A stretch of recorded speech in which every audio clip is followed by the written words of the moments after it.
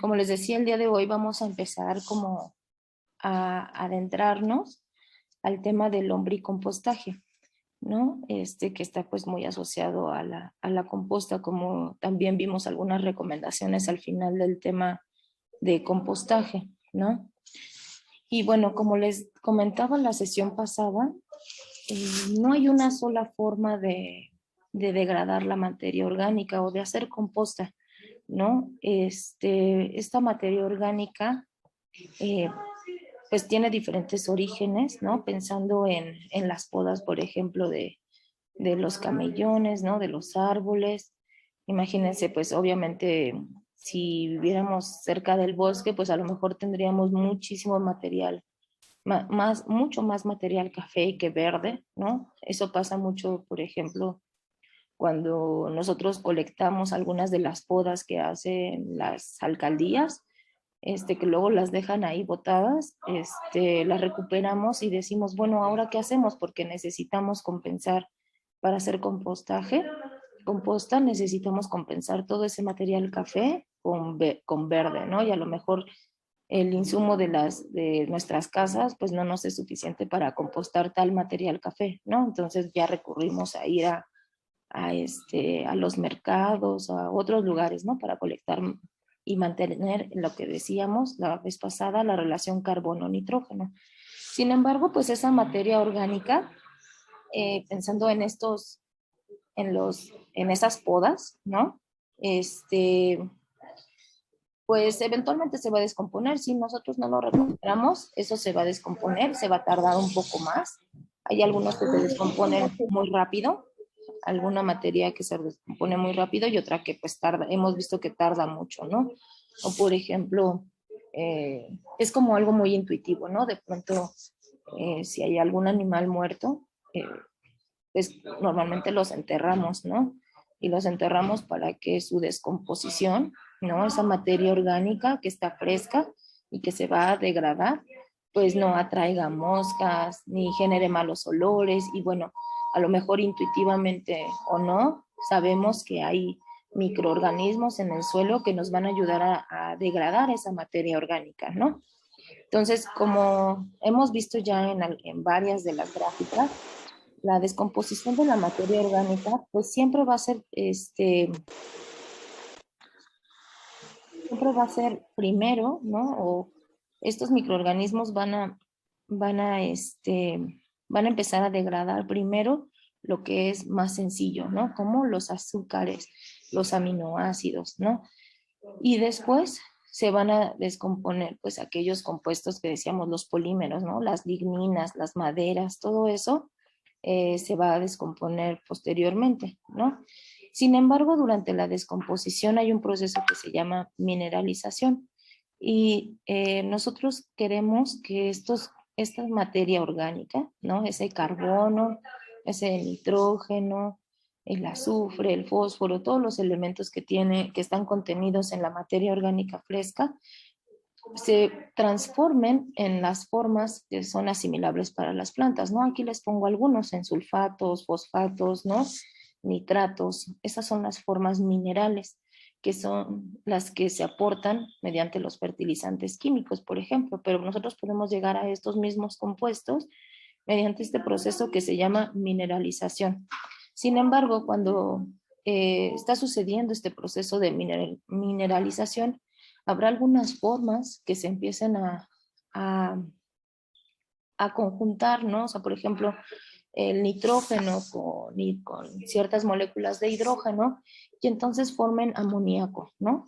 Entonces habrá muchas de esas pérdidas, ¿no? De estos elementos, por ejemplo, el nitrógeno, que nosotros a lo mejor quisiéramos que se transformara en nitrato, varios de esos a lo mejor de ese nitrógeno se va a transformar, como les decía, en amoníaco, ¿no? Entonces eso pues es gas y se va a perder en la atmósfera. Entonces se van a estar liberando algunos de esos nutrientes como que los vamos a perder de alguna forma, como les decía, y habrá algunos que sí se van a quedar, ¿no? Esto generalmente pues son procesos, la mayoría, el 80% de estos procesos de mineralización lo hacen bacterias y hongos.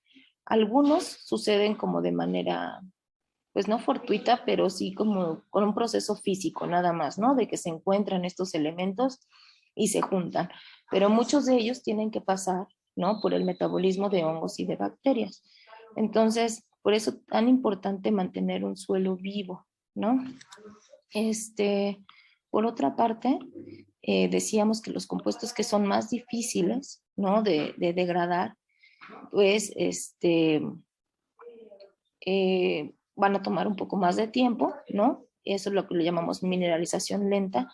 Y esta parte de la mineralización lenta tiene que ver con la formación de humus, ¿no? El humus son compuestos de carbono, ¿no? No son como estos nutrientes minerales, ¿no? Son compuestos de carbono, ajá, que que vienen justamente del proceso de descomposición, sobre todo de ligninas, de cosas más complejas, ¿no? Y veíamos en nuestras gráficas de compostaje, veíamos que el proceso de humificación sucedía casi al final, ¿no? Como en el cuarto o sexto mes. Entonces, eso pues obviamente también es por acción de la biomasa microbiana que está ahí, que forma el humus, que son básicamente ácidos, se llaman ácidos húmicos y ácidos fúlvicos, por eso humus, que de hecho la raíz de humus tiene que ver con la tierra, ¿no? Y de ahí también proviene el humano, ¿no? La palabra humano, que venimos de la tierra. Entonces, bueno, pero ese proceso tarda un poquito más. Que veíamos en el compostaje, va a ser en el cuarto al sexto mes. En el caso del lombricompostaje, que es lo que estamos ahora empezando a ver, pues puede suceder en el segundo mes quizá, ¿no? Por muy tardado. Y esto pasa por diferentes procesos y sobre todo por la cantidad, la carga microbiana que tienen las lombrices en su interior, ¿no? Hemos hablado o han ustedes escuchado del microbioma humano, ¿no? Por ejemplo, mucho más del microbioma intestinal, es decir, todos los microorganismos que habitan en nuestro tracto digestivo, ¿no? Nuestros intestinos. Y en las lombrices, pues no ocurre muy distinto, ¿no? Ellos están llenos, así son así básicamente pura bacteria, ¿no? Entonces, el hecho de que en un espacio se concentren esa cantidad de bacterias, pues ayuda a que se degrade mucho más rápido. Además, en las compostas, ¿no? Nosotros las removemos para que esos microorganismos estén en contacto con toda la materia orgánica. Sin embargo, en el lombricompostaje, pues ya nos ayudamos de un animal, ¿no? Que se puede desplazar y va a estar en busca pues de alimento, ¿no? Entonces, donde esté la materia orgánica sin degradarse del todo, estas lombrices nos van a apoyar a llegar a ese lugar con toda su maquinaria de bacterias, ¿no? Entonces, bueno, eh, decíamos, los dos fines, ¿no? De la transformación de la materia orgánica, al menos para usos en el cultivo de hortalizas, ¿no? Que es nuestro objetivo, pues es obtener nutrientes minerales, ¿no? Por una parte, y por otra parte, esta parte del humus, ¿no? Sin embargo, que les decía, va a haber muchas pérdidas en forma de gases, ¿no? De compuestos de amonio, por ejemplo, de amoníaco, algunos otros que se van a perder por el lavado, ¿no? Y ahora que Argelia está haciendo su composta en el huacal, pues va a tener muchas filtraciones, ¿no? Yo te recomiendo, como les decía la vez pasada, poner alguna bandejita, ¿no? Te digo que les queda muy bien como estas bandejas de los areneros de gatos. Ujú. Entonces ahí se van a filtrar, esos son los lixiviados, ¿no? Compuestos minerales que ya están solubles. Entonces esos se van a perder por lavado. Si nosotros no los recuperamos, si están sobre el suelo, ¿no? Sobre tierra, sus compuestas, pues no importa, esos nutrientes van a alimentar su espacio. En, en mi casa, su casa, la parte donde yo tengo la composta es a un lado del boiler, ¿no? Entonces es un espacio como muy calientito, en un espacio de un patiecito trasero que tenemos. Y ahí mi mamá hace algunos años sembró una plantita de monedita, no sé si la conozcan, es como una enredadera. En realidad se va como pegando a la pared, ¿no? Y es una planta muy bonita. Sin embargo, como que no crecía mucho, sobre todo también porque ese espacio como que no le pega mucho el sol. Sin embargo, desde que empecé a hacer la composta, eso creció tremendamente, ¿no? Y no es que yo estuviera abonando ese árbol, sino que toda esa infiltración o esta pérdida por lavado, pérdida en ese sentido, ¿no? Porque yo no estoy recuperándolo en mi composta, sino que se está infiltrando, se está escurriendo, se está yendo hacia otros lugares, pero como es tierra, pues todo está conectado y las raíces de esta planta monedita crecieron y en algunos años subió de verdad, creció muchísimo esa planta, ¿no? De a lo mejor no pasar allá del primer piso, pudo expandir sus horizontes, ¿no? Hasta un tercer piso. Entonces, todo pues producto de estas pérdidas por lavado, ¿no? Ahora, quizá esto es algo más difícil de entender, ¿no? Que es un poco de bioquímica, pero es lo que le pasa a la materia orgánica, ¿no? Como a grosso modo hay dos procesos en los que se transforma. Uno que es la fermentación y otro que es la respiración. Entonces, procesos fermentativos, como les decía, son aquellos donde casi no existe el oxígeno. Y es un poco por lo que si pensamos en cómo se produce el vino, la cerveza, es de esta forma. Si ustedes han tenido la oportunidad de ver esos fermentadores, ¿no? No tienen oxígeno, no se les inyecta oxígeno y parten, ¿no? De compuestos que son como muy de carbono, en este caso la glucosa, ¿no? Que es un azúcar. Entonces entran en un proceso de descomposición que son como 10 reacciones, que es la glucólisis, y forman piruvato. Ese piruvato es una molécula muy importante en el metabolismo central de todos los seres vivos y puede llevar a diferentes vías dependiendo si hay oxígeno o si no hay oxígeno, a grosso modo, ¿no? Entonces, si no hay oxígeno, pueden entrar en rutas de fermentación, donde se forma acetaldehído, etanol, se forman diferentes productos hay muchos productos de fermentación, ¿no? Otros productos de fermentación que nosotros como conocemos, que son muy cotidianos, es los procesos por los cuales se obtiene el yogurt, ¿no? Por ejemplo, este, donde se produce ácido láctico, ¿no? Ese es otro tipo de fermentación. Pero todos ellos ocurren en condiciones anaerobias, ¿no? Es decir, con poco oxígeno. Y están aquellos otros procesos, ¿no? Donde otra vez a partir del piruvato, es decir, de azúcar, de fuentes de carbono, ¿no? En este caso la glucosa, tenemos el piruvato, pero en vez de entrar en este tipo de reacciones, entran en otros que es el ciclo de Krebs, cadena transportadora, es decir, otros procesos distintos a estos, ¿no? Simplemente porque hay oxígeno. Y aunque parecieran más complejos, estos generan mucho más energía que estos, ¿no? Entonces, ¿esto qué tiene que ver con lo que nosotros estamos viendo?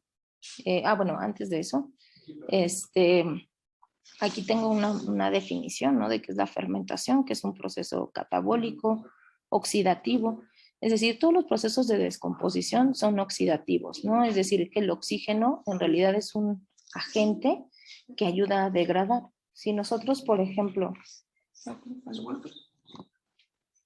si nosotros, por ejemplo, pensamos en procesos oxidativos de manera muy cotidiana en nuestra cara, ¿no? O sea, el oxígeno está incidiendo usualmente en nuestra piel y eso nos oxida, entonces nos empieza a generar procesos de degradación. Por ejemplo, nos empiezan a aparecer las arruguitas, ¿no? Todo el proceso, si ustedes muerden una manzana, al tiempo van a ver que ya está oscura, ¿no? Ya está café. Entonces eso es un proceso por el cual el oxígeno está degradando esa materia, ¿no? Y nosotros empezamos a ver que se está descomponiendo. Entonces, es una de las formas de degradar la materia orgánica, ¿no? Entonces, la fermentación, pues, es un proceso catabólico oxidativo que parte de un sustrato orgánico, ¿no? Siempre es la forma de oxidar un sustrato orgánico, pues va a ser muy distinto a cómo se oxida un metal, ¿no? Por ejemplo. pero es importante que no participa el oxígeno, ¿no? Entonces a eso le llamamos que es un proceso anaerobio. Y entonces, puede ocurrir o no en presencia de oxígeno, porque también algunos de estos procesos que ocurren por presencia de microorganismos buscan espacios donde no haya oxígeno, ¿no? Si ustedes ven en la columna de agua, ¿no? A lo mejor un estanque. Habrá espacios donde, en la superficie donde haya más oxígeno y en la parte inferior pues habrá menos oxígeno. Estos procesos anaerobios casi siempre ocurren pues hasta el fondo, ¿no? En los lodos. Entonces, bueno, sin embargo, lo que sucede en esta parte de la fermentación, decimos que es una oxidación o una transformación incompleta. Voy a regresar tantito. Estos procesos, ¿no? Esto que se genera producto de la fermentación, por ejemplo, el etanol, ¿no? Que es el alcohol que está incluido en el vino, por ejemplo, es una molécula que todavía tiene bastante carbono. Ajá. Una oxidación completa tendría que derivar, por ejemplo, en CO2, ¿no? Entonces, se queda aquí. Todavía son moléculas que pueden seguirse descomponiendo, ¿no? Si ustedes, por ejemplo, dejan algo que ya está fermentado a la intemperie, pues habrá otros microorganismos que lleguen todavía a colonizar ese vino, por ejemplo, ¿no? Y lo sigan degradando, porque este proceso de fermentación, como dice aquí en la siguiente diapositiva, es una transformación incompleta, ¿no? O sea, todavía hay material, todavía hay carbono, enlaces que se pueden romper y que pueden ser aprovechados, ¿no? Procesos de fermentación que ocurren en compostajes, ¿no? O más bien degradación de materia orgánica, les mencionaba, es esta técnica de la paca biodigestora Silva. En Huerto Roma, para quienes viven en Ciudad de México, hay una paca de estas. Bueno, nosotros también, si viven hacia el oriente, tenemos una de estas pacas, ¿no? Entonces es muy sencillo el esquema. Y consiste pues en un cuadro, ¿no? De madera de 1 metro por 1 metro y más o menos 30 o 40 centímetros de altura. Y esto puede ayudar a degradar más o menos media tonelada, ¿no? O sea, en este pequeño espacio de metro cuadrado podemos meter hasta media tonelada de residuos, ¿no? Y esto lo que ocurre también es muy similar a cómo hacemos la composta, es decir, en el sentido de que ponemos material café, material verde. Sin embargo, acá como ven lo están compactando y se hacen esto, o sea, realmente se hace esto, ¿no? La gente entramos y lo pisamos, ¿no? Para compactarlo. ¿Se acuerdan cuando el tamaño de partícula es muy pequeña? Entonces empiezan a generar procesos anaerobios, que es lo que se quiere aquí, ¿no? Son procesos muy lentos. O sea, si nosotros en este mismo espacio pusiéramos capa, ¿qué les comenté? La capa café, la capa verde, ¿no? La tierra, la capa café, la capa verde y tal. Esto, ellos dicen, ¿no? Que ya está listo en 3 meses. Sin embargo, como les digo, va a suceder un proceso de fermentación incompleta. En realidad, esto va a seguir metabolizándose durante mucho tiempo. Sin embargo, pues la verdad es que es una forma muy eficiente de poder degradar, aunque sea de manera incompleta, ¿no? Por procesos de fermentación, pues grandes cantidades de materia orgánica. Entonces, es lo que hacen, ¿no? Poner diferentes pilas, café verde, un poco de tierra también. Aquí en este compostaje se pueden poner casi de todo, o sea, incluso hay este tipo de sistemas que se utilizan para compostar heces, ¿no? Si nosotros tenemos un perrito y queremos, de pronto hacernos un poco más responsable de los residuos que este genera, podemos intentar hacer un esquema como este, ¿no? Porque van a estar tan cerrados que a lo mejor los gases que se vayan a generar, de que huelen como, que tienen estos olores fétidos, van a quedar enterrados.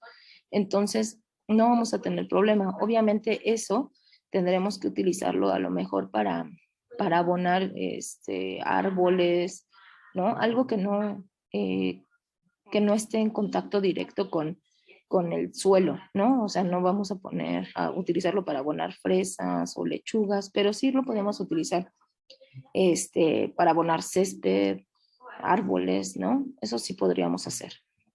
Eh, entonces, si quieren buscar más información de esta técnica, les digo que se llama paca biodigestora, creo que ya se los había comentado la vez pasada, les voy a pasar información de todas maneras. Se llama paca biodigestora Silva, que es el señor que lo describe, ¿no? Es un portugués que hace esto, ¿no? Que desarrolla esta técnica. Entonces, pero este es un proceso de fermentación, ¿no? ¿Por qué? Decimos que no hay oxígeno. Y al final, si ustedes ven después de 3 meses, esto se ve muy oscuro, eso quiere decir que ya se degradó bastante la materia orgánica. Pero como decíamos, el color no es el único indicador que nos dice que ya está listo o que ya está humificado, ¿no? Esto para humificarse sí requeriría todavía un poco más de tiempo, ¿no? Otros sistemas de compostaje que son anaerobios, ¿no? Les decía que son estos digestores, estos biodigestores. Entonces, básicamente son bolsas, y ustedes lo ven, obviamente de un plástico muy resistente, donde lo que se introduce aquí pues son los excrementos de las vacas, ¿no? Este, o de pues caballos y todos los animales que viven en el campo, ¿no? Y aquí se empiezan a descomponer. Está todo cerrado, no hay ninguna entrada de oxígeno. Se inflan de esta manera porque producto de la fermentación, pues en este caso se genera metano y butano, ¿no? También diferentes gases que luego son canalizados para, les decía, prender una caldera, una estufa, etcétera, ¿no? Y al final estos lodos los pueden sacar y pueden entrar en procesos de compostaje o bien los ponen ya tal cual como abono y que van a seguir degradando, ¿no? La materia orgánica va a seguir en un proceso de descomposición gradual. También nuestra composta, ¿no? A pesar de que ya hayan pasado 6 meses, nuestra composta va a seguir degradándose. O sea, los microorganismos que están ahí van a seguir descomponiendo la materia orgánica y van a seguir aportando estos nutrientes, ¿no? Ya sea de manera mineral, que va a ser en una menor cantidad, pero sobre todo en forma de humus. Y bueno, eso es por una parte, ¿no? La parte de la fermentación, ¿no? Que es la descomposición de materia orgánica sin oxígeno. Nuestra composta es un proceso de respiración, ¿no? Entonces es igual es un proceso catabólico. El catabolismo creo que no se los expliqué, ¿no? Pero dentro del metabolismo hay 2 procesos, ¿no? Unos que degradan materia orgánica, que son los procesos catabólicos, y otros procesos metabólicos que no degradan, sino que sintetizan, ¿no? Es el proceso mediante el cual se generan, por ejemplo, que nosotros generamos nuestras estructuras, nuestras proteínas, eso es síntesis, ¿no? Y a eso lo llamamos anabolismo. Pero este es un proceso de degradación, entonces es catabólico, en el que un sustrato se oxida completamente, aquí sí es completamente, porque llegamos hasta CO2, que son compuestos inorgánicos, ¿no? El dióxido de carbono es inorgánico. Y lo que hay que tener claro, pues es que necesitamos que haya oxígeno, aunque no necesariamente tiene que estar todo oxigenado, ¿no? Es decir, no necesitamos introducir oxígeno en el proceso, ¿no? Sino que va a tener ahí algunas formas en las que pueda introducirse el oxígeno, aunque, ¿qué otra cosa iba a decirles acá? El sustrato no tiene que ser necesariamente orgánico, pero los productos al final siempre son inorgánicos, ¿no? Me voy a regresar tantito acá, ¿no? En los productos de respiración, ¿no? Que es como lo que nosotros estamos buscando en la composta. Por un lado es la mineralización, ¿no? Que vamos a obtener compuestos finales como estos, ¿no? Y algunos otros compuestos finales como el dióxido de carbono.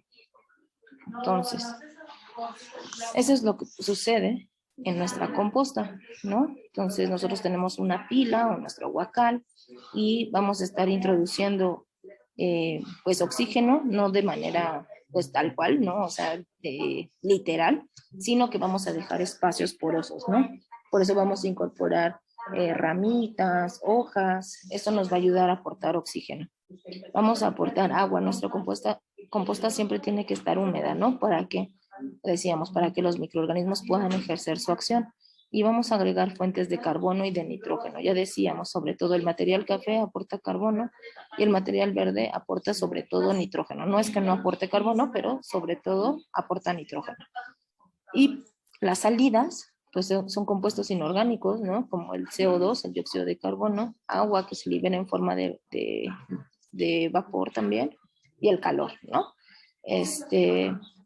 Entonces, esa es un poco la diferencia con otros procesos de degradación de materia orgánica. No sé, espero que, no sé si fue muy complicada la explicación, pero espero que haya quedado un poquito más claro de por qué yo digo que todas las compostas sirven, ¿no?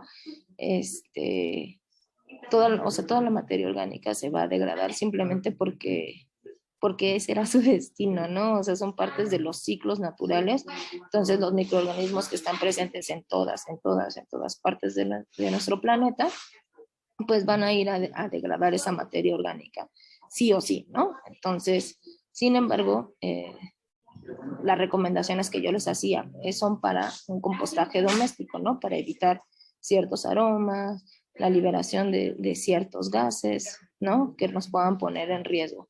Por ejemplo, si ustedes, me voy a regresar tantito, si ustedes empiezan a compostar las heces de su mascota en un bote, me estoy imaginando una cubeta de plástico que está herméticamente cerrada, pues por dentro va a estar haciendo esta situación, ¿no? Y si ustedes no le dan una salida, esto eventualmente, pues sí les podría llegar a explotar esa cubeta, ¿no? Por la cantidad de gases que se están generando en este proceso que es anaerobio, ¿no? Que sí se generan bastante. Hay una gran pérdida de materia en forma de gas, ¿no? Entonces, es por eso que eran las recomendaciones previas y no porque haya una única forma de hacer composta, ¿no? Decíamos que hay como algunas listas, ¿no? De qué materiales son compostables, ¿no? Aquellos que aportan sobre todo carbono, como el acerrín, el pasto, pero seco, ¿no? El pasto verde aportaría nitrógeno. Heno, los restos de las moliendas, ¿no? En los molinos luego dejan cascarillas, todo eso es material café, hojas secas, madera, cartón, papel, incluso también los gabazos, ¿no? Les decían en los molinos, pero también el gabazo de café, eso aporta carbono. Los restos de los rastrojos, decíamos, ¿no? Los restos de cosecha, pero ya secos. Los vegetales, las cáscaras de fruta, ¿no? Los frijoles, incluso los estiércoles, ¿no? La gallinaza, que es el estiércol de gallina, aportan nitrógeno. Aquellos que van a aportar energía, esto no lo habíamos visto, es decir, ya ven que en la primera fase del compostaje se empiezan a degradar los compuestos de carbono más fáciles asimilables, ¿no? Que les decía que son los carbohidratos y los aminoácidos. Entonces, para que esos, digamos, ingenieros de la composta, ¿no? Que son las bacterias y los hongos, nos ayuden a empezar a hacer eso, pues para empezar, necesitamos que ellos tengan energía, ¿no? Que ellos se puedan reproducir, que sean muchos y para que nos puedan ayudar, ¿no? Entonces la energía son compuestos de carbono que se degradan muy fácilmente, ¿no? Y que va a ayudar a la duplicación de esas bacterias y de esos hongos, ¿no? Que son las frutas, el agua con azúcar, piloncillo. No sé si ustedes hayan visto que Me comentaba en la sesión pasada, alguien estuvo buscando varias recetas para el compostaje. Es el bagazo, Edgar, la broza de café. El bagazo de café, ¿no? Lo que te queda, si tú tienes una cafetera y te gusta ocupar no café soluble, sino café en grano, ¿no? En estas percoladoras, lo que te queda, esa es la broza, ¿no? Eso, por una parte, y por otra, pues más bien el proceso industrial, ¿no?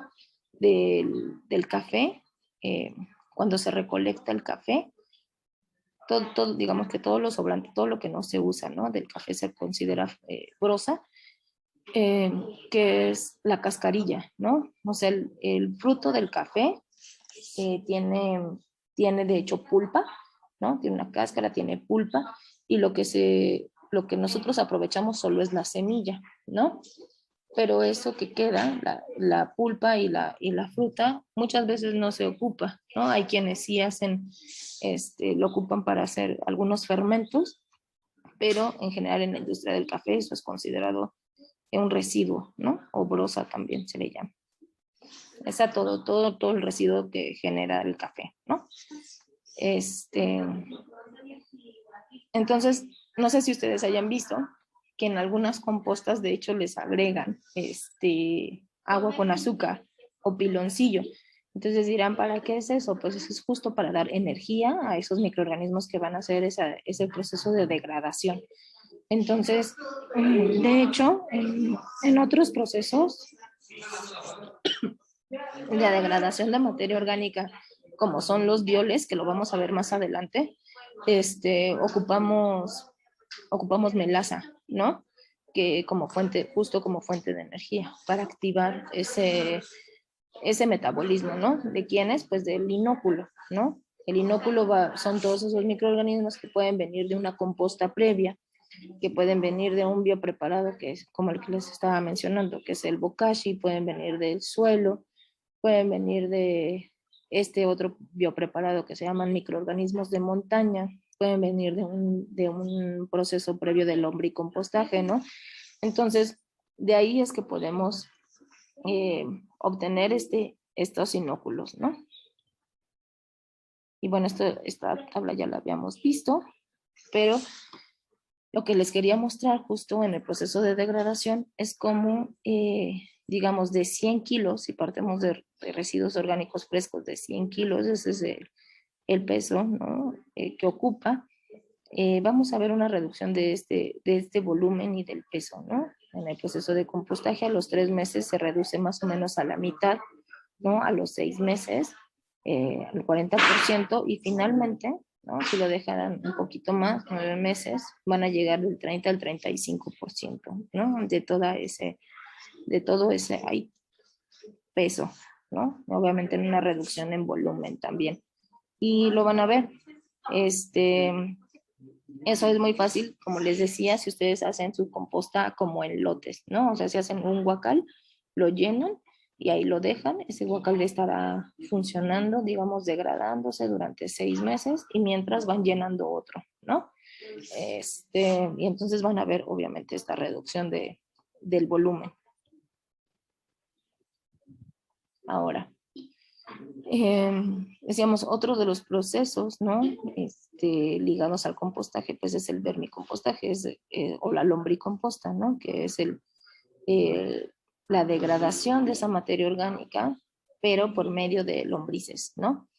Este es un proceso también necesariamente de respiración, ¿no? Es un proceso que requiere oxígeno. Entonces, es un proceso de oxidación, pero mediado por un microorganismo, por eso lo llamamos biooxidación, ¿no? Un organismo como las lombrices, ¿no? Que nos van a ayudar a degradar y estabilizar la materia orgánica. ¿Qué pasa? ¿Ustedes qué piensan? ¿Cuál es el elemento o la diferencia entre una composta y una lombricomposta, además de las lombrices? Claro está. ¿Qué es lo que ustedes saben?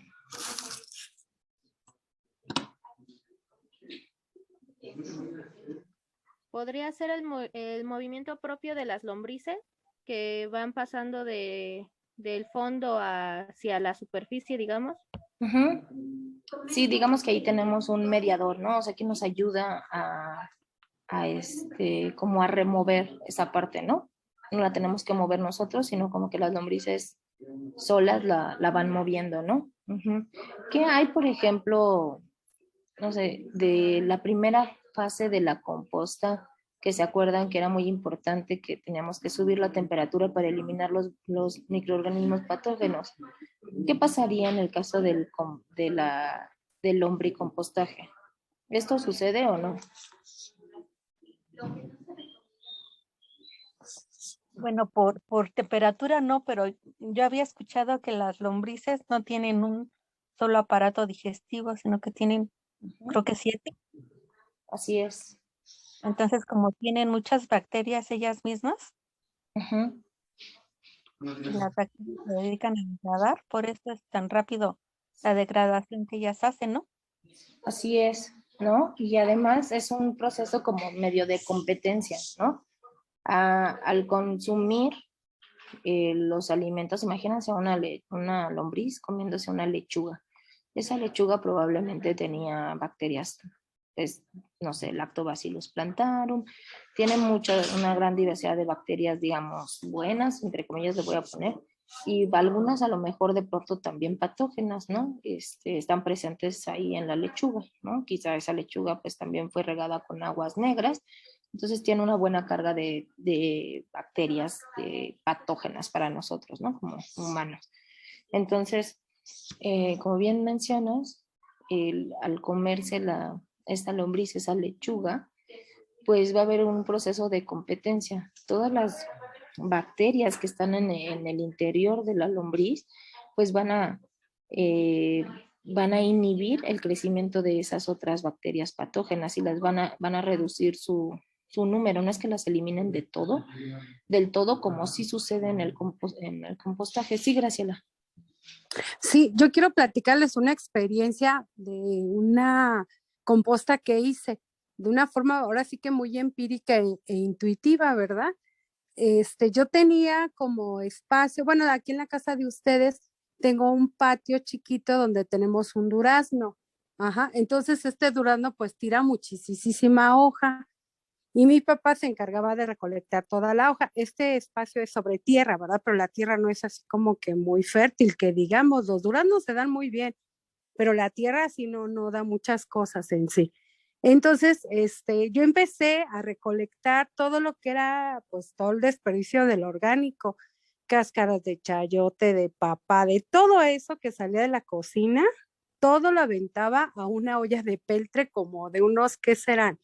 Como de unos 12 litros que tengo más o menos, no, como de 10 litros. Entonces ahí le iba aventando y le iba aventando y dejaba ahí, aventaba fruta, aventaba verdura, aventaba todo lo que se pueden imaginar, menos comida. Entonces esa la dejé en el patio también, ahí expuesta y nada más la tapaba con un arenero, que no la llegaba, más bien la base de un arenero no la llegaba a tapar toda, ¿verdad? Pero ahí se quedaba en el sol, ahí se quedaba y sí empezaba a oler de repente así muy feo y todo.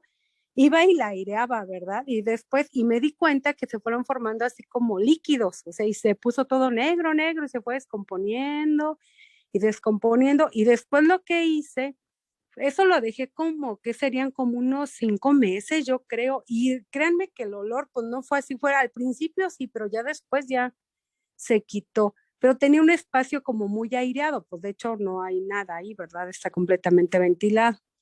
Y ya después lo que hice fue mezclar esta composta con unas dos costales de tierra que compré, pero que es tierra que le llaman de hoja, o sea que es casi pura hoja, vaya pues. Y junto con la hoja del durazno, que ya pues, estaba muy seca ahí también, lo que hice fue vaciar esta composta. Y ya después, o sea, vacié, conviene las dos cosas, ¿verdad? Los dos procesos, o sea, las hojas y la composta en sí, que para mí yo le llamaba así composta, que se fue formando. Y ya después lo que hice fue revolverla y dejarla, yo la revolví en una tina de esas que les llaman de asbesto, sí, de esas grandecitas, no se acuerdan de ellas, cuando que nos bañaban a nosotros acá cuando estábamos chiquitos, ahí nos bañaban, ¿verdad? Entonces una tina de esas, ahí la dejé y la dejé aireada y destapada y hace como, ¿qué será? Como unos 4 meses más o menos, empecé a sacar tierra de ahí para unas macetitas que tengo, y ya como tenía de lombrices y de tijerillas, se llaman unos animalitos así también larquitos que el otro día los estaba viendo en la clase, y la verdad es que muy buena, muy, muy negra la tierrita, muy bien hecha, y además le estuve combinando al momento de ponerlas, pues todavía más de esta hoja seca que volví a conseguir otro costal. Digo, yo fue como muy empírico, pero sí me di cuenta como del proceso de la lixiviación que decía, ¿verdad? O los lavados, algo así le decías, que se formaron con la fruta y la verdura y todo lo que estaba ahí combinado, pero pues que ahí quedaron porque nunca los drené, nunca los cambié ni nada, nada más hasta el momento que la vacié por completo a la combinación.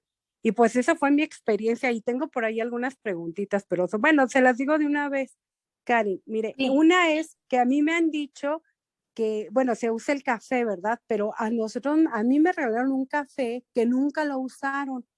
Como nunca lo usaron, el café ya molido y todo, y más orgánico, porque me dijeron que era de Veracruz y así como muy, no en paquete comercial ni nada, o sea, así muy, muy empírico. Y después me dijeron, pues usa ese café para ponérselo a las plantas. Mi pregunta es si lo puedo meter en compost. Y la otra es que también me han dicho que para el fósforo, para las plantas, cuando uno las planta y eso, que habría que ponerles tal cual cerillos invertidos, así, clavárselos en la macetita. Y esas son como mis dudas, ¿verdad? Y pues gracias por escucharme. Y yo sé que fue algo muy empírico, pero bueno, pues ahora sí que no sabe uno y ahí le intuye.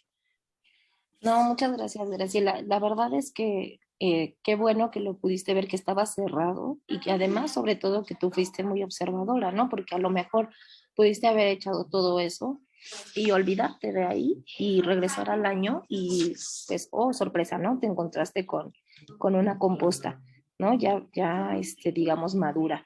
Entonces, qué bueno que pudiste ver todos esos, los diferentes procesos, ¿no? Desde el lixiviado, de cómo se estaban oxidando, ¿no? Cómo se ponía todo negro, ¿no? Eso es muy importante, por eso eh, el hecho de que nosotros seamos observadores también es una clave del éxito pues yo pienso que todo, pero en particular en estos procesos ligados a la naturaleza, ¿no? En los huertos es fundamental, ¿no? Que de pronto vayamos viendo no la consecuencia así de, uy, no, ya mi planta ya está llena de pulgones, sino que llevó a que nuestra plantita estuviera así, ¿no? Entonces, el ser observadores es muy importante. Y el café sí se puede meter en composta, pero otra vez, ¿no? O sea, de preferencia hay que buscar aquellos elementos más diversos, ¿no? O sea, sí café, pero también fruta y también hojas y también diferentes cosas, ¿no? Tratar de meterle de todo para que no vayamos a dañar o a favorecer ciertos microorganismos, ¿no? Sino que más bien haya una gran diversidad de estos. Sí se puede meter en composta, en lombricomposta no, porque es muy ácido, ¿no? Y entonces, Ok.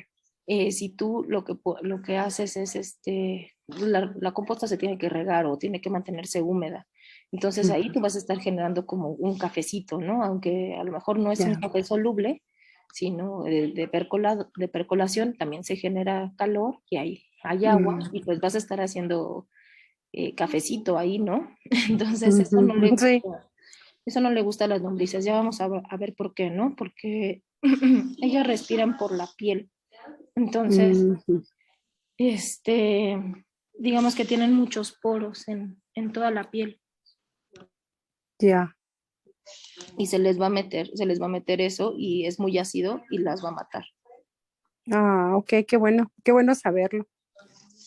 Sí, también si tú a lo mejor de manera empírica lo pones, verás que si tenías lombrices, esas lombrices se van a ir de ahí, ¿no? O sea, no se van a Ah. quedar a morir.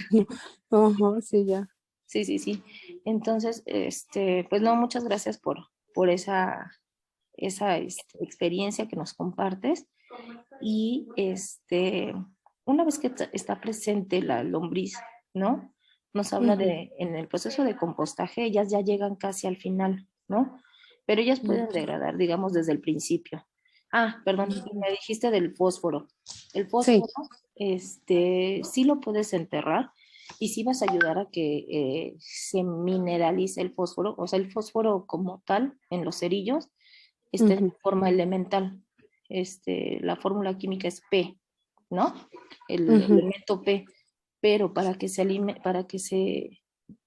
las plantas lo puedan tomar, tiene que estar en fosfatos, tiene que estar unido con un oxígeno, tiene que estar Ah, ok. PO4, ¿no? Ujú, Entonces, ujú. es lo que les decía hace ratito que llamamos mineralización. Esa mineralización de los elementos lo van a hacer los microorganismos, pero si tú le pones ahí esa fuente, pues entonces la van a tomar, ¿no? La van a tomar y lo Ujú. van a transformar. O sea que sí, sí funciona, pero no es como inmediato, ¿no? Y Ah, ok. eso solo funcionaría en una tierra que esté viva, ¿no? Esto que les hablaba del humus, esta forma, digamos, ya procesada de las fuentes de carbono, se ve que se reduce, aunque nuestra tierra tenga bastante humus, si nosotros empezamos a aplicar plaguicidas, herbicidas y fertilizantes, este humus se degrada, ¿no? Entonces, los suelos que están muy manejados con este tipo de, yo les llamo agrotóxicos, ¿no? Ujú. Con este tipo de compuestos, este, dejan suelos que no están vivos, que solo tienen compuestos minerales, o sea, toda la fertilización es mineral, ¿no? Y no hay vida ahí que lo esté llevando a cabo. Entonces, si tú tienes un suelo muerto, ¿no? Como yo lo vería, aunque tú le entierres del fósforo, pues eso no va a nutrir a No tu va a planta. ayudar. Uh-huh. Tienen que Ok. completamente estar pues los bichos, ¿no? Ujú. No, ok, muchas gracias, Karen. Y bueno, pues ya le va aprendiendo a uno, ¿verdad? Sí, sí, no a ti. Entonces, bueno, regresando al proceso de vermicompostaje o de lombricomposta, lo que nos estaban comentando pues es muy importante, ¿no? Porque ya vamos a ver a detalle cada una de las secciones que tiene la lombriz y que nos ayuda a ver cómo esta cuestión, ¿no? Se alimenta de nuestros residuos, lo procesa, le decimos fábrica de humus y lo libera, ¿no? Entonces lo libera en forma de humus, como decíamos en el proceso de compostaje, para obtener humus necesitan pasar mínimo 4 o 6 meses, ¿no? En el proceso del vermicompostaje, simplemente el tiempo en que tarde en digerirse, ¿no? Este alimento es lo que vamos a tardar en obtener ese humus. Y es muy importante porque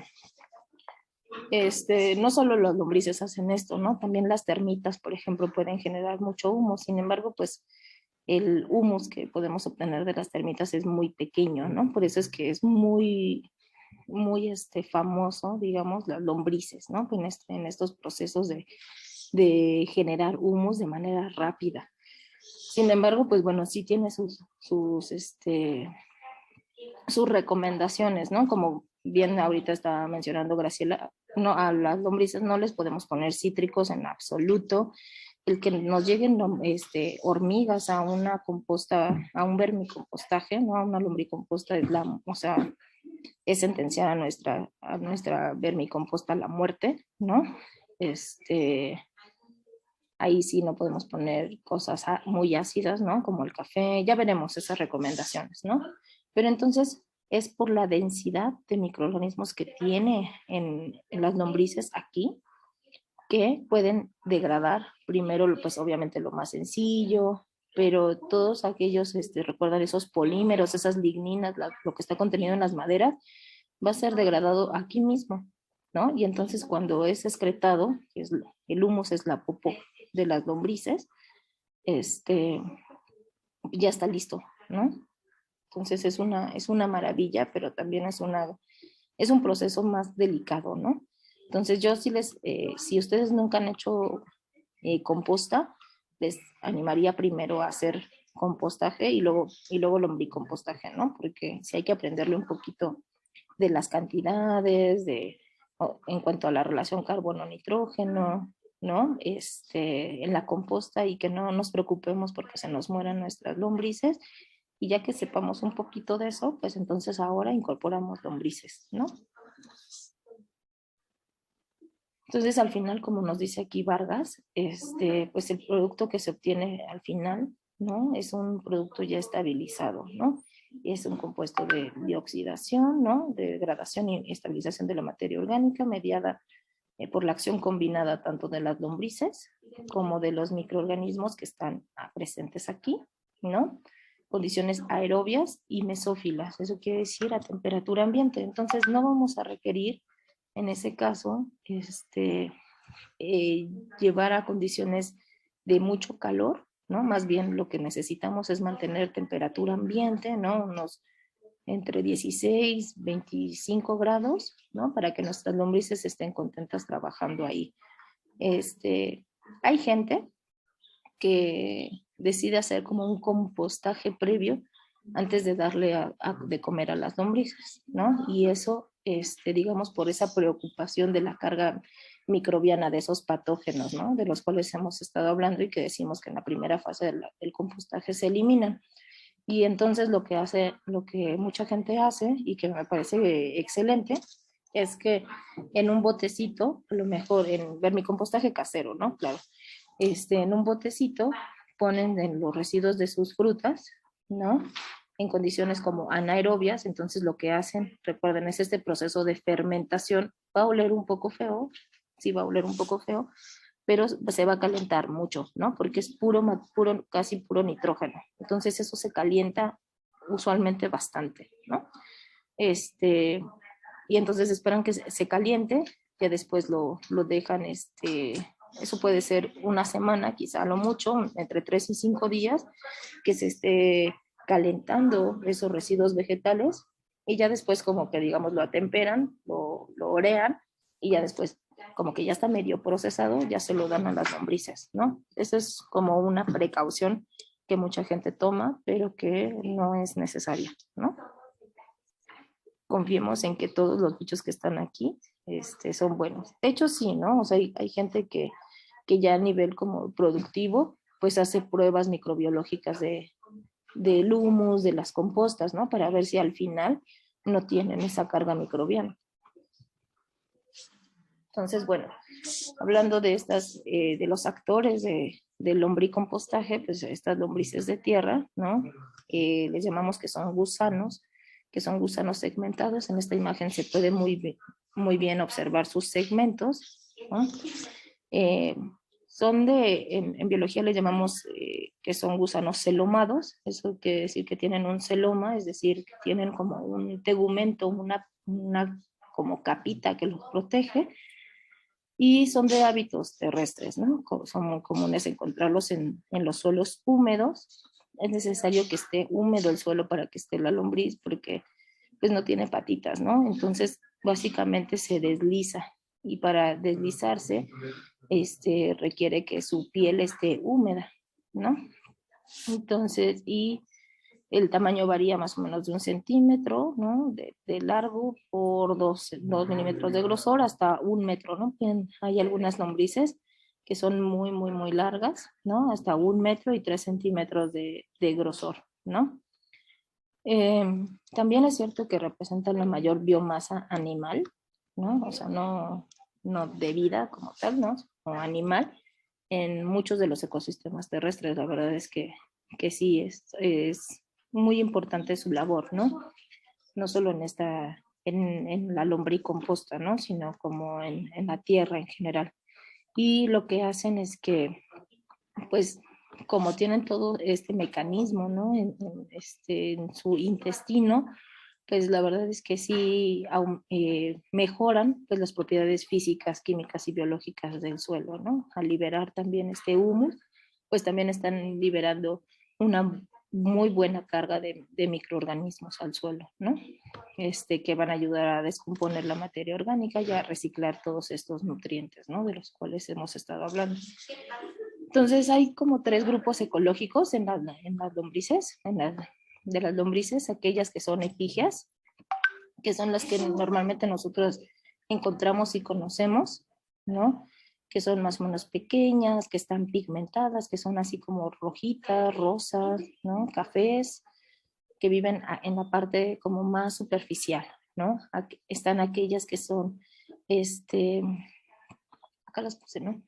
Entonces, acá está. Son 3 grupos ecológicos de acuerdo a su localización, ¿no? Y a cómo se comportan. Ellas van a generar estas madrigueras o galerías, ¿no? Y entonces hay algunas que se mueven como de la parte más profunda del suelo, ¿no? Hacia la parte más externa, que es donde buscan alimentos, ¿no? Que son las endógenas. Y luego están por acá las anésicas, ¿no? Que son estas que toman los restos igual orgánicos de la superficie. Casi siempre los restos orgánicos, pues imagínense, caen las hojitas del suelo, ¿no? O lo que sea, o se muere un animal, pues casi siempre los primeros centímetros del suelo, los 5, los 10 primeros centímetros del suelo, pues son los más ricos en nutrientes, ¿no? Entonces todas ellas van a subir por estos nutrientes. Entonces, estas, las anésicas, en realidad vienen de lugares más profundos y generalmente están pigmentadas dorsalmente, ¿no? Solo en la parte como de arriba y en la parte de abajo no. Estas, las que se mueven, ¿no? Igual que forman galerías también muy profundas, que son las endógenas, ¿no? Estas no están pigmentadas, se verían como la imagen un poquito que les enseñé la vez pasada de los colémbolos, por se acuerdan, que son como medio transparentosas, ¿no? Justamente pues no les da el sol, evolutivamente no han necesitado tener pigmentos para protegerse del sol, entonces no tienen color, ¿no? Y aquí les decía de las epigias, son las que vemos como más, las que conocemos más comúnmente, ¿no? Entonces, dentro de las lombrices, pues de tierra que acá hay algunas, ¿no? Estas serían epigias, estas serían más como las endógenas, ¿no? Que les digo que son como medio transparentosas. Estas las que están pigmentadas solo dorsalmente, ¿no? Esta es epigia también, ¿no? De las que están arriba. Entonces, pues hay muchísimas. En esta referencia nos dicen que hay más o menos 3.627 especies. Y seguramente ustedes han escuchado, sí, en el conteo de coliformes arcelia, sí, perdón, acabo de ver el mensaje, para la calidad. De hecho, eso lo vamos a ver, ya que terminemos de lombricompostaje, les voy a hablar como de los parámetros de calidad, tanto de compostas como de lombricompostas, ¿no? Entonces vean que hay muchísimas. Y ustedes a lo mejor han escuchado que para hacer lombricomposta se ocupa una sola lombriz, ¿no es cierto?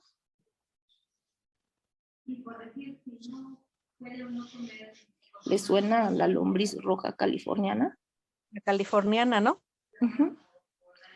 Exacto, ¿no? O sea, es como la que más se vende en el mercado, y sí, bueno, tiene, digamos, sus ventajas y por qué, sus razones de por qué se vende tanto, ¿no?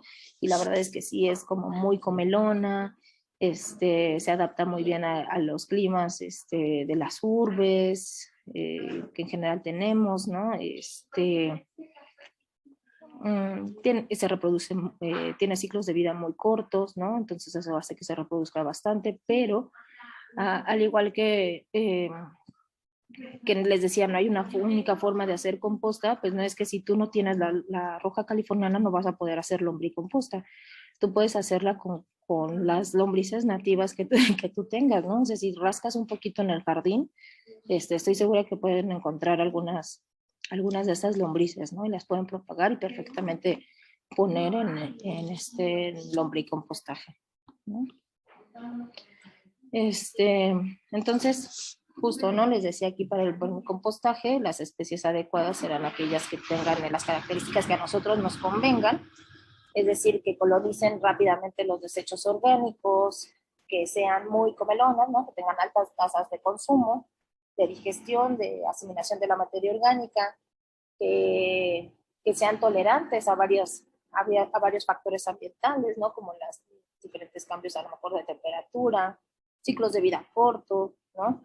Que se reproduzcan mucho, ¿no? Todo eso es justo la tiene la roja californiana, ¿no? Y que también sean resistentes al manejo, porque no sé si ustedes hayan sido de esas personas que jugaban con lombrices, pero hay algunas que se rompen muy fácilmente, ¿no? Que son muy delgaditas.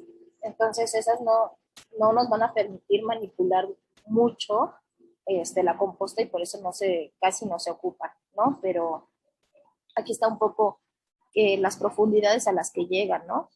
Las anésicas, las endógenas y las epigias. Las epigias, les digo, generalmente viven en los primeros centímetros, pero ellas, tanto estas como las endógenas y las anésicas, pues sí se desplazan bastante, ¿no? Para llegar acá.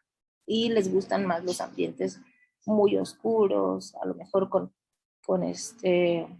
menos oxígeno, ¿no? Entonces buscan también como el agua, ¿no? De pronto hay algunas fuentes de agua, sobre todo en donde se permite que se infiltre, ¿no? La humedad. Pues luego también en las anésicas, que son de tamaños más grandes, como esta, vean los tamaños. Estas casi son muy parecidas en su tamaño, las epigias y en las endógenas, pero las anésicas son más grandes, ¿no? Más transparentosas, más delgaditas, ¿no? Entonces ellas buscan de pronto humedad hacia las profundidades, ¿no? Estos son metros de suelo. Entonces, okay. Entonces, bueno, aquí les voy a hablar de 5 de las especies que se han utilizado más ampliamente, ¿no? En el vermicompostaje. Pues está esta que es la Eisenia andrei, que es de un color más oscuro y que tienen las rayitas casi no se les ven, ¿no? Esta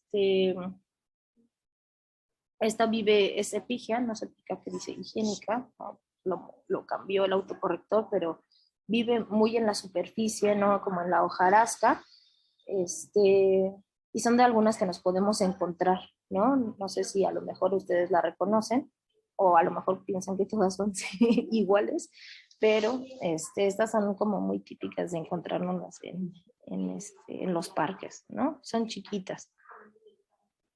Está esta otra que es Dendrobaena veneta, ¿no? Que se encuentra en mantillo de bosques, ¿no? También si ustedes han escarbado por ahí en el bosque se los habrán encontrado, son un poco más oscuras que las otras, ¿no?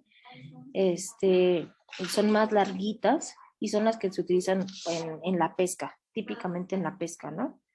Pero ya también se empieza a utilizar como en vermicompostaje. Están Perionyx excavatus, ¿no? Que esta se comercializa, también digamos que hay criaderos ya especializados en reproducir esta especie en particular, ¿no? Que son los gusanos de compostaje. A lo mejor han escuchado los blues o los blues indio, no sé si los hayan oído o en su búsqueda por lombrices se la hayan encontrado, ¿no? Y que también se utiliza, ¿no? Para el compostaje en Estados Unidos, en Canadá, estas son muy, muy, muy populares, ¿no? Sin embargo, su origen son del Himalaya, ¿no? Está esta, ¿no? Que es Eudrilus eugenia, que también le llaman el raptador nocturno africano, ¿no? Es pues como su nombre lo dice, ¿no? Es una especie que vive, que es nativa del África y que aguanta condiciones de calor muy altas, ¿no? Entonces también habrá que pensar por ejemplo, la roja californiana a lo mejor no le va tan bien en lugares como Campeche o así, ¿no? A lo mejor se adapta mucho mejor a una especie como esta. Y además tiene también como un gran potencial farmacéutico porque como es grande, ¿no? Tiene mucha proteína. Entonces, también es eso, ¿no? Hay algunos de estos organismos que se utilizan más bien para alimentar a pues personas, ¿no? Es una de las fuentes, igual que los insectos, de proteína muy buena, ¿no? Y está esta, ¿no? La Eisenia fétida, fétida o foétida, si lo pueden encontrar, pues se pronuncia fétida. Eisenia fétida, ¿no? Que es la roja californiana, ¿no? Entonces, si ustedes no la conocían, se las presento.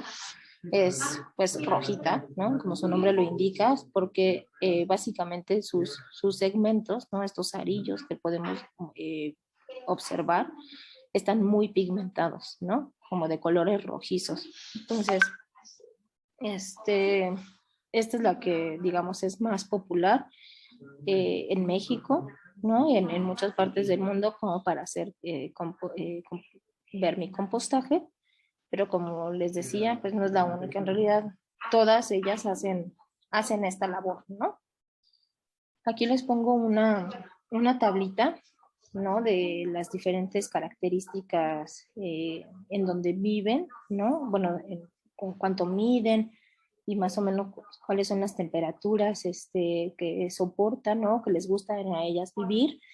Y van a ver que, por ejemplo, esta, ¿no? Que es la Eisenia fétida, que es la roja californiana, más o menos miden entre 5 y 10 centímetros, ¿no? Estas también, todas más o menos en general tienen esos tamaños.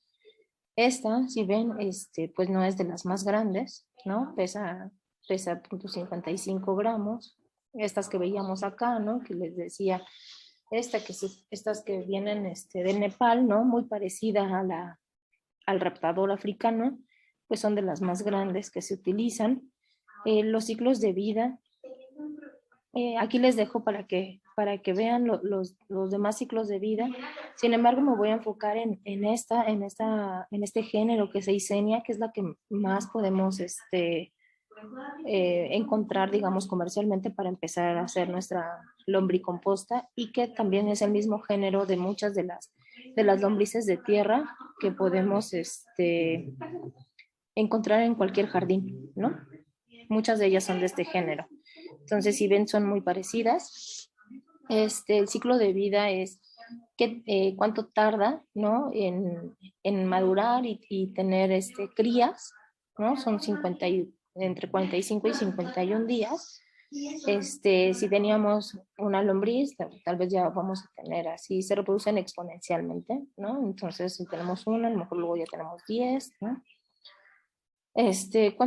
¿Cuánto tiempo tardan en madurar, ¿no? O sea, desde que son chiquitas, veíamos un poquito, les mostraba un poquito de los diferentes estadios de las lombrices la vez pasada, ¿no? Desde que son como huevecillo hasta que le sale el clitelo, ¿no? Que es, me voy a regresar tantito, recuerdan, es esta parte, ¿no? Que se ve más transparentosa. Esta parte, ¿no? O sea, hay una parte de los segmentos que se ve más transparente. Entonces nos habla de que son lombrices esta parte, ¿no? Más engrosada y más transparente.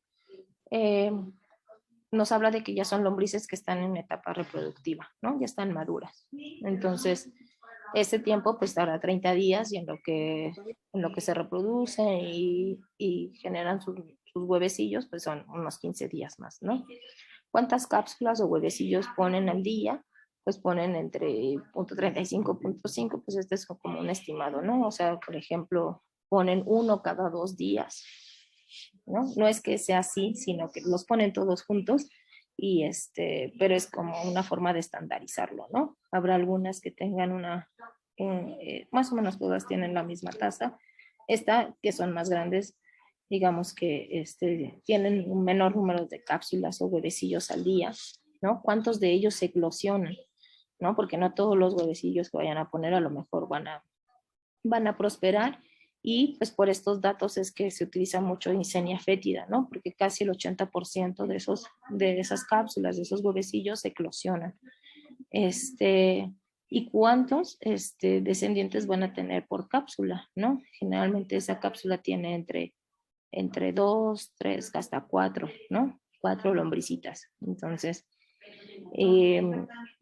viven, les decía, más o menos su temperatura óptima serían los 25 grados. Sin embargo, aunque ponen aquí 0, es decir, sí pueden aguantar bajas temperaturas, y hasta los 35 grados, ¿no? En ambientes ya más cálidos, pues ya no les gusta. Hay que tener, igual que la composta, hay que tenerlas en un espacio que esté sombreado, ¿no? No directamente al sol, que además vean la humedad a la cual a ellos les gusta estar, ¿no? A diferencia de una composta que decíamos que podemos tener una humedad hasta del 70%, en las lombricompostas sí tenemos que tener una mayor humedad, ¿no? Entre el 80 y el 85%, hasta el 90%, es decir, casi hasta la saturación, ¿no? Hasta que esté casi charco, van a poder soportar, porque es muy importante para ellas, ¿no? Que esté muy, muy, muy húmedo. Creo que ya les comentaba esta parte de la temperatura, el suelo, la tierra que nosotros ponemos como cama para las lombrices y lo que ellos van generando, tiene una gran capacidad el suelo tiene una capacidad se le llama una propiedad de buffer, ¿no? De amortiguamiento. Creo que sí, ya les había comentado que yo estuve midiendo la temperatura del suelo en el nevado, en la parte más baja, que a lo mejor afuera hay 12 grados y en el suelo estaba a 11, y casi en la punta de la montaña, ¿no? Que estaba a 2, 3 grados, la temperatura ambiente en el suelo estaba a 11, ¿no? Entonces, el suelo tiene una gran capacidad de mantener pues tanto la humedad como la temperatura, y sobre todo la temperatura, la humedad sí la va perdiendo, ¿no? Entonces, por eso es importante mantener esta humedad, y yo creo que todos vivimos al menos los que estamos aquí conectados, como en estas temperaturas, ¿no? A menos que vivan en temperaturas más calientes. No sé si algunos de ustedes sobrepase los 35 grados en sus casas.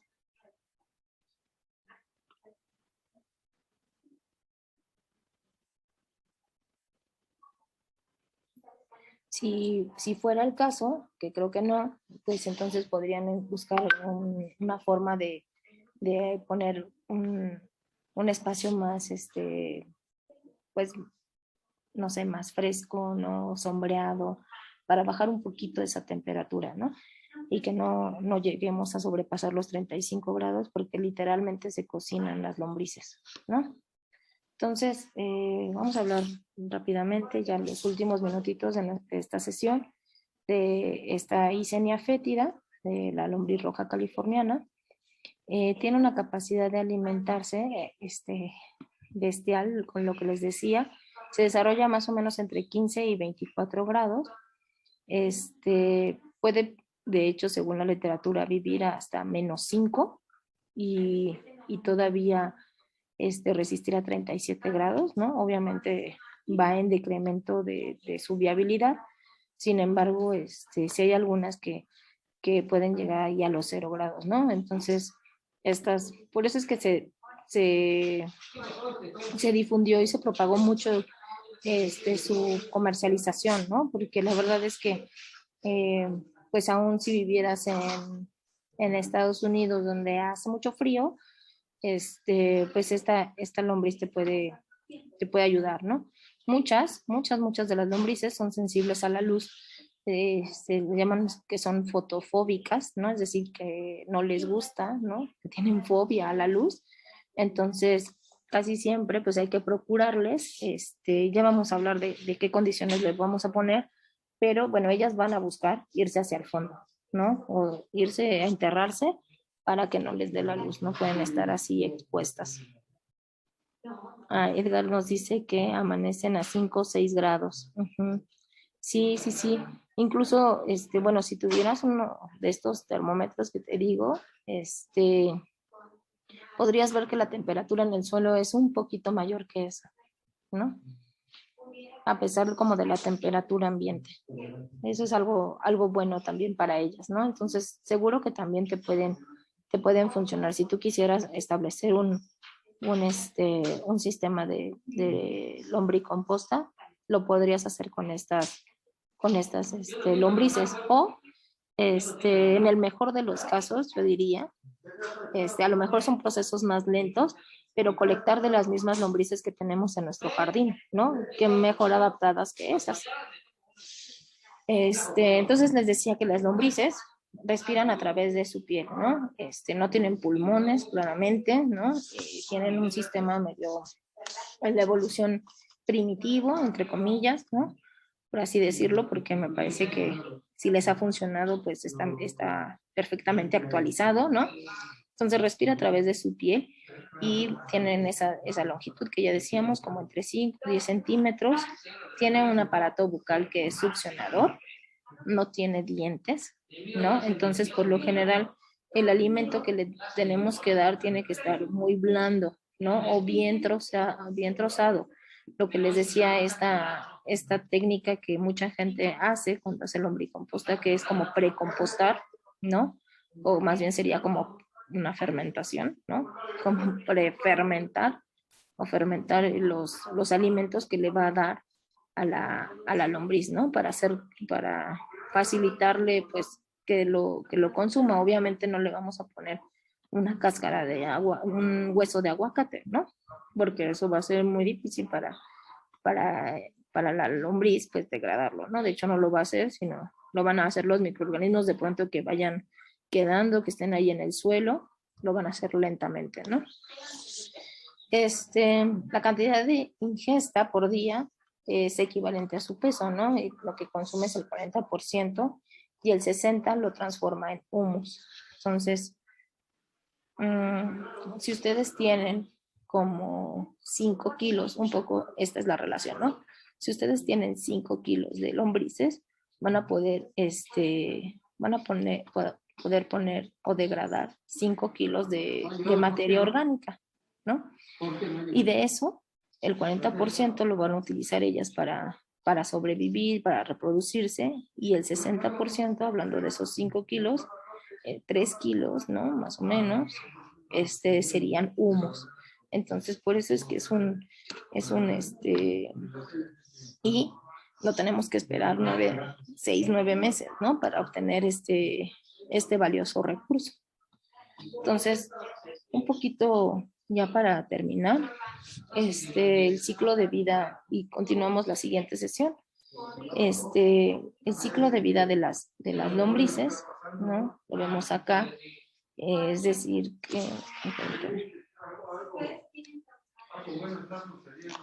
pensando en una lombriz madura, ¿no? Que tiene el clitelo, ellas van a ver el acoplamiento, ¿no? O cómo se reproducen, y es tallando como la parte final, ¿no? De sus segmentos, porque de hecho, bueno, vamos a hablar más de ello más adelante, ¿no? Pero las lombrices son hermafroditas, es decir, que tienen los dos sexos. Sin embargo, se diferencian en un sexo o en otro para acoplarse, ¿no? Entonces sí se acoplan macho y hembra, pero ellas tienen los dos sexos, ¿no? No es que ellas se autofecunden, ¿no? Eso no, sí necesitan de otra lombriz para hacerlo. Entonces, se reproducen, ¿no? Se acoplan, tienen este proceso, y después de 3 días se forman los capullos, ¿no? Estos capullos van a estar madurando más o menos 21 días. Van a eclosionar, decíamos que en cada capullo, en cada una de estas cápsulas o huevecillos, pueden salir más o menos entre 2 y 4 lombrices, ¿no? Y a partir de eso van a tardar 90 días, ¿no? En, en desarrollar el clitelo, es decir, madurarse, ¿no? Este es un ciclo de vida, eh, digamos, común entre las lombrices. Hay algunas que lo tienen más corto, como el de la roja californiana, ¿no? Todo el ciclo de vida de la roja californiana, de hecho, es a la mitad, ¿no? Este es un esquema, pues, de alguna otra lombriz, ¿no? Desarrollan el clitelo, que es esta parte de los segmentos que les decía que es más transparente, más engrosada, más que se ve ahí como una bolita, ¿no? Y entonces eso nos dice que ya está lista, está madura para reproducirse, ¿no? Entonces, más o menos este ciclo es que serán unos 120 días, ¿no? En realidad decíamos que la roja californiana tiene más o menos la mitad, ¿no? De hecho, un poco menos de la mitad de cada uno de estos de este ciclo de vida. Es decir, que sus capullos en realidad tardan a lo mejor 10 días, ¿no? En eclosionar y unos 30 días en que maduren para después otra vez acoplarse, ¿no? Con otras lombrices y repetir el ciclo. Ok, entonces, déjenme ver qué nos falta. Vamos a terminar, si no tienen inconveniente, voy a ser muy rápido. ¿Qué necesitamos para empezar a hacer nuestra vermicomposta? Pues necesitamos lombrices, ¿no? Y ya vamos a ver que necesitamos diferentes recipientes, ¿no? Porque en lo que degradan una de estas cajitas, después van a migrar. Recordemos este carácter como migratorio de las lombrices en busca del alimento, ¿no? Entonces vamos a tratar de como reproducir esa parte y por eso es que casi siempre los lombricomposteros los van a ver que vienen en diferentes segmentos, 2, 3, 4 segmentos, ¿no? Yo les recomendaría que al menos tuvieran unos 2, ¿no? Pero ya vamos a hablar un poquito más de la elaboración de estos, de los recipientes en donde van a estar, ¿no? Entonces, básicamente necesitaríamos nuestras lombrices y pensar en un diseño. A lo mejor ustedes ya habrán pensado o ya tendrán alguno, en el que puedan establecer por una parte la cama, ¿no? Donde van a vivir las lombrices y por otra, donde ustedes van a poner, digamos, el buffet, ¿no? Todos nuestros residuos. Entonces hay diferentes tipos de vermicomposteras. Aquí les puse algunas, ¿no? Esta es una vermicompostera en un huerto escolar. Vean que está como al aire libre, ¿no? En este caso, pues obviamente no se están preocupando por las diferentes capas. Está esta otra, ¿no? En un huerto familiar que a simple vista podría parecer simplemente como un espacio de composta. Ya vamos a ver cuáles son las diferencias, ¿no? Ya hablamos un poquito de ellas ahorita, pero vamos a especificarlas claramente en nuestra siguiente sesión. ¿Cuál sería la diferencia entre una composta y una vermicomposta en cuanto a lo que le vamos a poner, ¿no? Este es otro diseño, ¿no? Que sí tiene segmentos. Si ven, en este caso, esta sería la activa. De pronto, a lo mejor, esta ya la están cosechando. Ajá. Y esta será la próxima, ¿no? Entonces, lo van haciendo por capas. Es decir, ahorita están alimentando este espacio y posteriormente van a alimentar ¿no? Y les dejan aquí un espacio, aunque no lo necesitan en realidad, o sea, porque acá se ve que es suelo, pero para que migren, ¿no? Las lombrices de un lado a otro. En este caso es otro, pues más casero, ¿no? Donde también otra vez tienen 3 recipientes, ¿no? Entonces vamos a hablar un poquito más de estos diseños, porque son así, cuál es la función, algunas ideas de cómo lo podríamos armar en nuestra siguiente sesión, ¿vale?